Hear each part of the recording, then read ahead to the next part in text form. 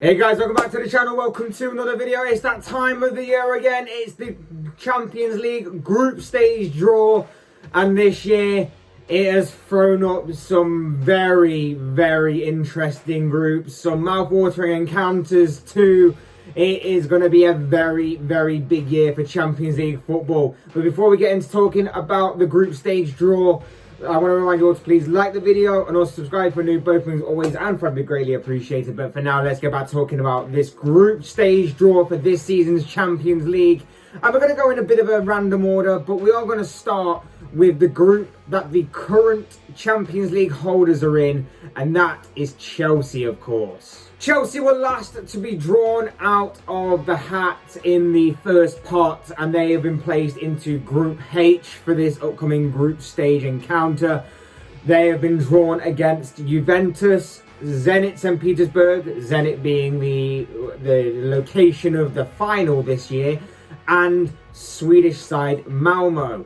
Now, looking at the group as a whole, you'd expect that Chelsea and Juventus would probably progress. They are likely to progress on paper, but the game between them two sides should be very interesting to say the least. Will Cristiano Ronaldo be in a Juventus shirt come the end of this transfer window? I don't know, but with or without Ronaldo, Juventus still should progress nonetheless. As for the current holders, Chelsea, they should have no problem progressing, but like I say, Juventus will provide tough opposition for them, and nobody likes a trip to Russia. So that home game for Zenit against them might be a bit tricky as well, but other than that, Chelsea should have no problem in progressing to the knockout stages here. Juventus should follow them, like I mentioned. Zenit should be likely knocked into the Europa League by finishing third. Malmo, unfortunately for them, have been drawn into a very tough group that will ultimately see them finish rock bottom, it seems. But Chelsea to progress here, along with Juventus. And, you know, again, it could possibly be that Chelsea go on to retain their Champions League title. Maybe. They've got a very good squad to do it. And considering everything, I would put them as one of the fair few favourites in this competition this season. Next, we come on to last season's runners-up, Manchester City. And I'd say that for the first time in the existence of Manchester City coexisting within the Champions League, they've actually got a pretty tricky group ahead of them. It's for the first time that I can remember anyway. The biggest shock of this season is that City haven't been drawn against Shakhtar, at least in the group stages so far. Usually, season after season after season, City normally gets Shakhtar Donetsk in this round of the competition, and it's normally a pretty easy group, to be honest. It's pretty plain sailing normally for City, but this season it's a little different. They've actually got a pretty tricky group ahead of them, and of course the one that catches the eye immediately right off the bat is of course a rematch of last season's semi-final in this same competition with oil-rich PSG, a big oil money kind of derby, I guess, between two of football's richest clubs, going head-to-head, clashing in the Champions League group stages. A new look PSG side, in all honesty. Lionel Messi obviously walked through the door at Paris this season alongside Gini Wijnaldum, Sergio Ramos, Gianluigi Donnarumma and Achraf Hakimi, of course. It's a new look PSG side who will be hoping that they can keep hold of Kylian Mbappe as well to go along with that and really boost their chances of claiming their first Champions League title this season. They are one of the strong favourites for it, but like I say, we'll wait and see on that. Elsewhere in the group, we have RB Leipzig, who will be tough opposition for them all. New manager, new era, and continuing to make their history. Whilst Club Brugge are also there, but they're more likely to make up the numbers whilst finishing bottom of the group. Leipzig will likely fall into the Europa League. They could challenge one of the top two teams, but I don't really see that much happening. Leipzig to fall into the Europa League, while City and PSG should go through this, but it won't be as easy as it has been in previous years, particularly for Manchester City. Group B is a very exciting and interesting group to behold. It consists of Atletico Madrid, Liverpool, Porto, and Milan. Atletico Madrid, we all know them right now. Like, they're tough at home, very tough at home. They're very strong, they're disciplined, they're a very difficult defensive unit to break down. And they've got a great manager in Diego Simeone, of course. And of course, they come into this competition as the champions of Spain. So they're going to be really up for this competition this year. And of course, as we all remember, they did knock out Liverpool a couple of years ago in the Champions League. So they have history with the Reds here. But Liverpool have history with everybody in this group. They of course have the history with Atletico that I talked about. But they have history with Porto, who they've met several times within the past few years of being in the Champions League, and they've beaten them on multiple occasions. And of course, we know about the history between Liverpool and AC Milan. Instantly what springs to mind, Istanbul 2005 Champions League final, 3-0 up at half-time with AC Milan, but Liverpool came back to equalise 3-3 and go on to win that game on penalties. And of course, 2 years later in 2007, AC Milan exacted their revenge in the final, adding another Champions League trophy to their collection. As far as the group stage here goes, though, in the present day, again, the top two teams really should be progressing. You should be able to see Atletico and Liverpool both progress. Whether it's in that order or not remains to be seen, of course. But then, as to who drops into the Europa League, again, it's a bit of a toss-up again. It could be Porto, it could be Milan. Maybe if things go badly for one of the top two teams, maybe they get drawn into that kind of dogfight. But I think I'll safely bet that both Madrid and Liverpool will be progressing to the knockout stages in this group.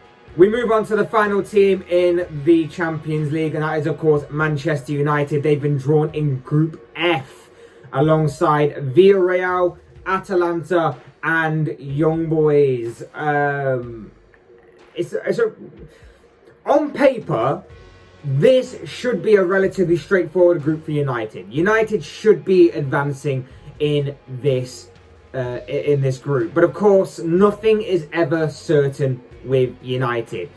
Their game against Villarreal will obviously be a rematch of the Europa League final of last season, in which Unai Emery's side came out as winners thanks to a penalty shootout victory that saw Villarreal claim their first European trophy.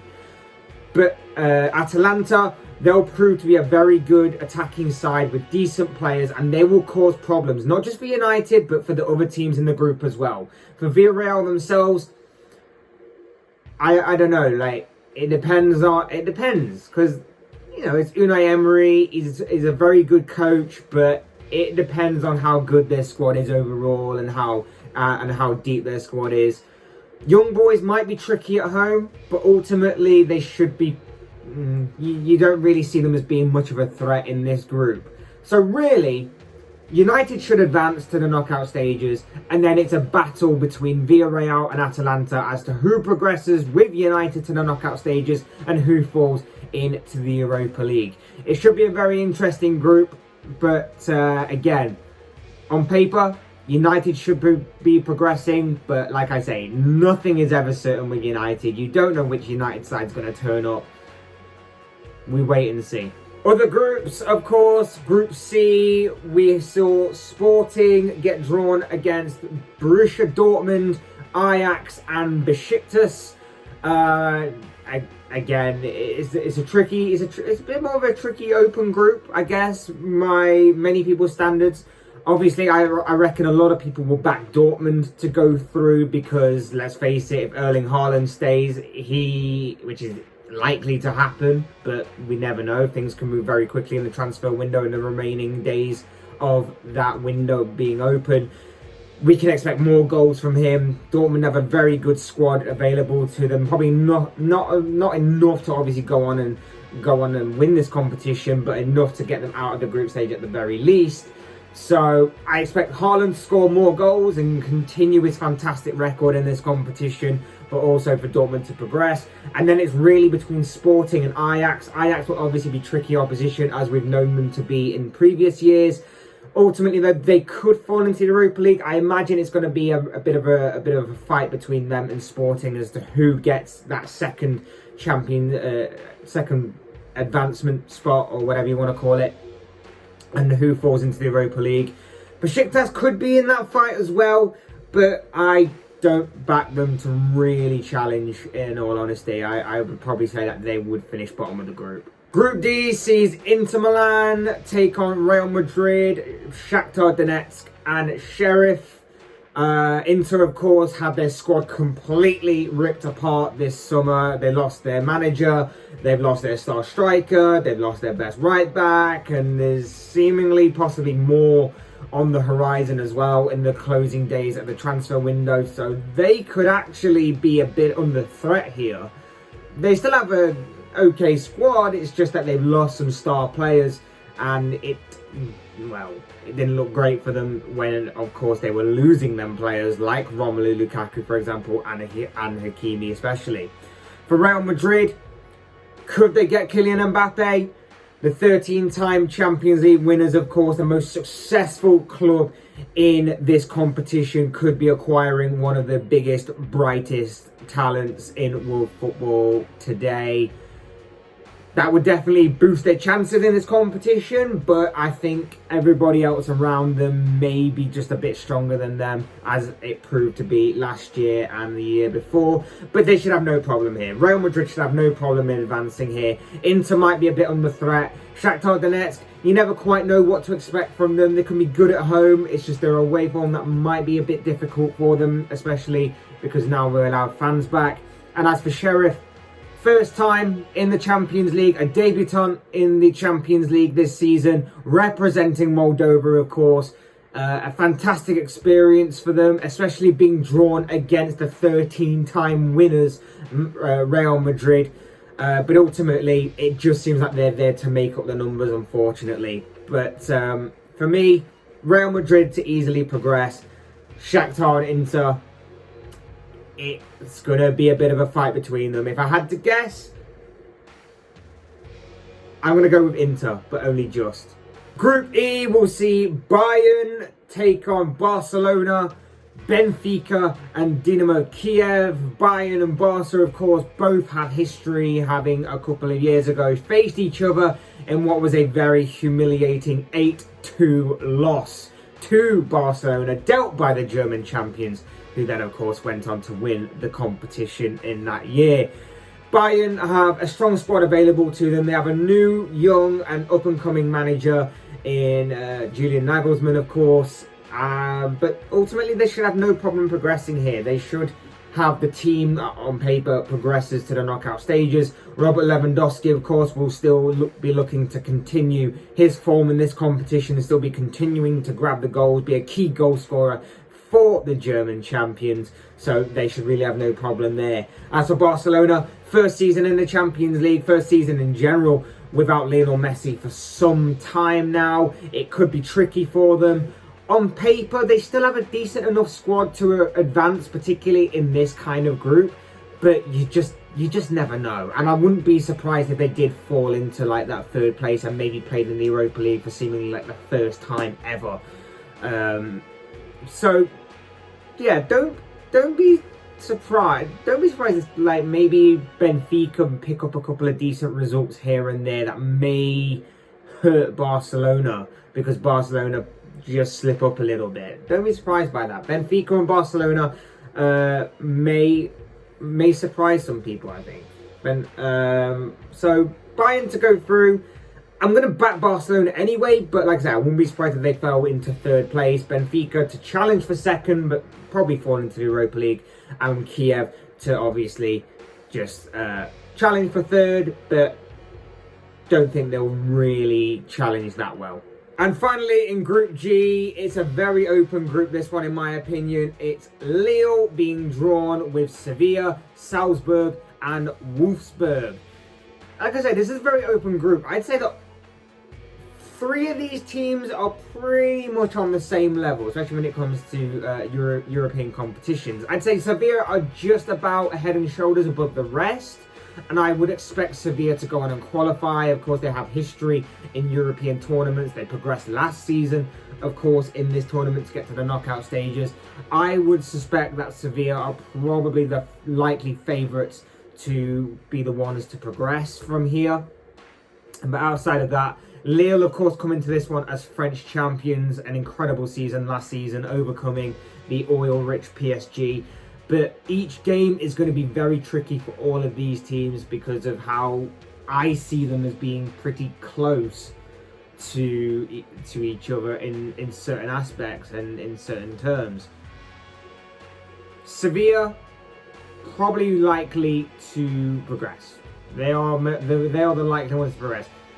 You'd then say Lille, but it could be anybody's group. And as far as dropping into the Europa League goes, again, it could be any one of them three teams outside of Sevilla, of course. So very tricky group, very open group. It could be one to. It's not going to obviously be one that the big name club supporters are obviously going to be paying too much attention to, but could be a very interesting one, particularly as the group stages reaches the latter parts, the latter stages of the games. So yeah, just one to keep an eye on, just in case. Personally, overall, you know, it's a very interesting group stage.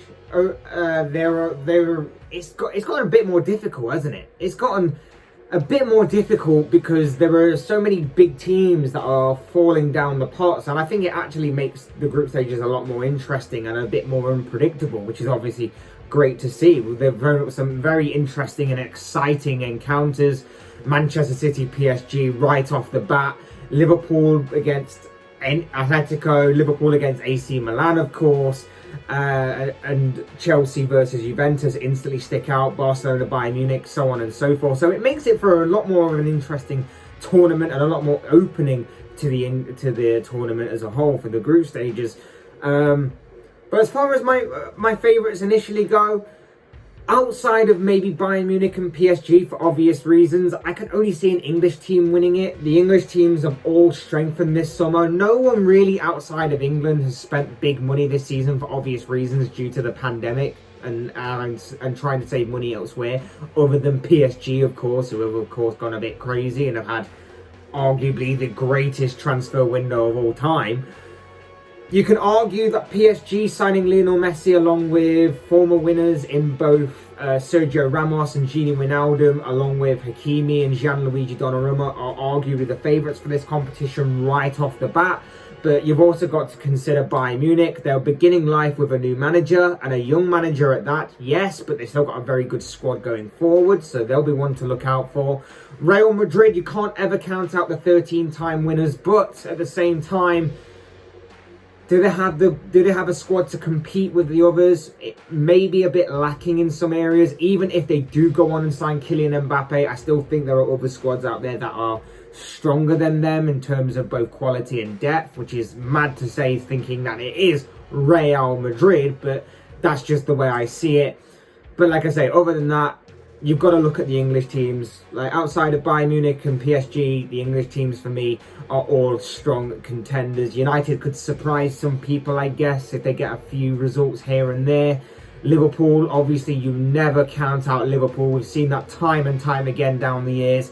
Manchester City, I think if they'd have got Harry Kane, they would have been stronger contenders, or at least if they get a very, very, very prolific and consistent goal-scoring striker between now and the end of the transfer window, then maybe they'll boost their chances. They may have, I think they've got, but I don't think they're there yet. I think we saw that last year and they haven't really progressed. I don't think Grealish takes them past that final hurdle, so to speak. And as for Chelsea, very, very strong squad in. If they can get these couple of deals in between now and the end of the transfer window that they're talking about, particularly the Jules Koundé deal and the Saúl Ñíguez deal, then they will, of course, boost their chances of actually successfully defending their Champions League title. But it's going to be a mad competition this season. It's going to be absolutely insane. It's going to be very interesting. And, of course, we'll just have to wait and see how it pans out. But like I say, my favourites are one of the English teams, Bayern or PSG. But of course, these are just my thoughts, comments, opinions, predictions, whatever you want to call it at this guy. I want to know what you guys think. What do you make of the Champions League group stage draw for this season? What do you make of all the English teams, all the Spanish teams, French teams, Italian teams, whatever, so on and so forth. I'd love to know your thoughts, comments, opinions, predictions, whatever you want to call it, down below in the comment section on the Champions League group stages, or even who is your early favourite to go on and win this competition. Anything along them lines I'm sure will make for interesting reading down in the comment section below.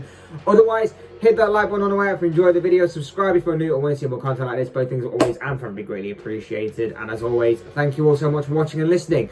I've been Fletch, this has been another Fletch Talks video, and I will see you all again soon in another video.